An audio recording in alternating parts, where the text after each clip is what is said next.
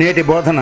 మనం భగవంతుని చేరువయ్యే కొద్దీ భౌతిక ప్రపంచం వల్ల కలిగే దుఃఖం ఒక అద్భుతంగా కరిగిపోతుంది. శ్రీ అమ్మా భగవాన్ హైదరాబాద్ మోసాపేటకు చెందిన డి గంగాధర్ గారు తన అనుభవాన్ని ఇలా పంచుకుంటున్నారు. 2005లో సిమెంట్ వ్యాపారమే నా జీవనోపాధి. ఈ వ్యాపారంలో నేను తీవ్రమైన ఆర్థిక సంక్షోభాన్ని ఎదుర్కోవడమే గాక దాదాపు ₹1,00,00,000 అప్పును కలిగి ఉన్నాను. అప్పు ఇచ్చిన ప్రతివారు అప్పుల్ని తిరిగి చెల్లించమని నన్ను ఒత్తిడి చేసేవారు. ఈ ఒత్తిడి నాకు, నా కుటుంబ సభ్యులకు మనోవ్యధన కలగజేసింది. కొంతమంది భక్తులు మమ్మల్ని శ్రీ అమ్మా భగవానుకు పరిచయం చేసి కలశ పూజలు చేయమని సలహా ఇచ్చారు. దీని తరువాత నేను విశాఖపట్నం వెళ్ళి అక్కడ నా స్నేహితులను కలుసుకోవడం జరిగింది. అక్కడ నా స్నేహితుడు ఇంకో తన స్నేహితుడికి పరిచయం చేశాడు.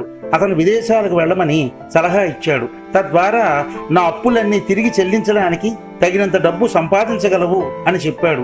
వెల్డింగ్ పని నేర్చుకోమని కూడా ఆయన నాకు సలహా ఇచ్చారు. పాస్పోర్ట్ మరియు వీసా ప్రక్రియను వేగవంతం చేయాలని నేను శ్రీ అమ్మా భగవాన్ ప్రార్థించాను. శ్రీ అమ్మా భగవాన్ దయ వలన నాకు అవసరమైన అన్ని ధ్రువపత్రాలు లభించడంతో కువైట్కు వెళ్ళాను.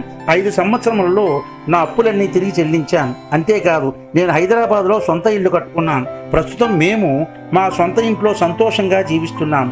మా జీవితంలో కురిపించిన ఈ అపారమైన అనుగ్రహానికి శ్రీ అమ్మా భగవాన్లకి కృతజ్ఞతలు. మరొక అద్భుతాన్ని విందాం. హైదరాబాద్కు చెందిన సి రామనాథ్ గారు తన అనుభవాన్ని ఇలా పంచుకుంటున్నారు. నా జీవితంలో అద్భుతమైన అనుభవాలు, లెక్కలేనన్న అద్భుతాలను ప్రసాదించినందుకు నా హృదయపు లోతుల నుండి శ్రీ అమ్మా భగవాన్కు కృతజ్ఞతలు తెలుపుతున్నాను. నేను యూకో బ్యాంక్ బ్రాంచ్ మేనేజర్గా పదవి విరమణ చేశాను.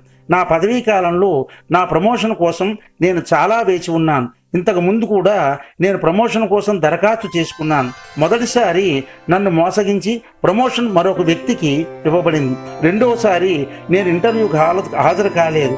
మూడవసారి నా ఉన్నతాధికారులు సూచించిన ప్రకారం నేను ఇంటర్వ్యూ కోసం దరఖాస్తు చేశాను. కానీ ఇంటర్వ్యూ ప్రక్రియలో నేను అపనమ్మకంగా ఉన్నాను. ఒక ఆదివారం శ్రీ పద్మావతి అమ్మ దివ్యమంగళ దర్శనం బహిరంగ హాల్లో నిర్వహించబడింది. నేను అమ్మా, అంతకుముందు నేను మోసపోయాను, కానీ ఈసారి నా ప్రమోషన్ కావాలి, ఖచ్చితంగా మీ దయ ద్వారా రావాలి అని ప్రార్థించాను. ఇంటర్వ్యూ బోర్డులో 3 సభ్యులు ఉన్నారు. ప్రశ్నలకు సమాధానం ఇచ్చేటప్పుడు నేను కొంచెం వణుకుతున్నాను. కానీ వారు లేదు లేదు, ఇది సరైన సమాధానమే అని అన్నారు.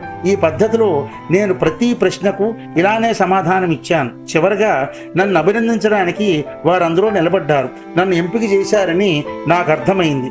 నా జీవితంలో ఇంత అద్భుతమైన అనుగ్రహ వర్షాన్ని కురిపించిన శ్రీ అమ్మా భగవాన్లకు కోటి కోటి కృతజ్ఞతలు. నమస్తే. అమ్మా భగవాన్ శరణం.